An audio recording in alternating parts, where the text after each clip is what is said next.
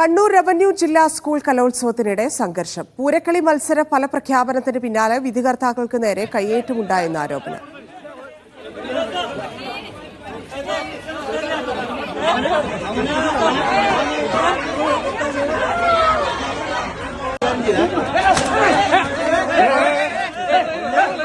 സുനിൽ ഐസക് ചേരുന്നു. സുനിൽ, എന്താണ് സംഘർഷത്തിന് കാരണം? ഇപ്പോഴും സംഘർഷം തുടരുകയാണോ?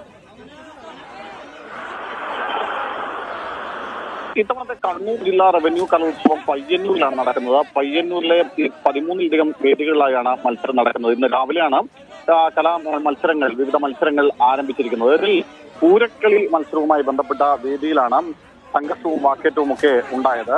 ഇതിൽ പൂരക്കളി ഫലപ്രഖ്യാപനവുമായി ബന്ധപ്പെട്ടായിരുന്നു പ്രശ്നങ്ങൾ. പൂരക്കളിയുടെ ഫലപ്രഖ്യാപനം വരുമ്പോൾ വെള്ളൂർ സ്കൂളിനായിരുന്നു ഒന്നാം സ്ഥാനം.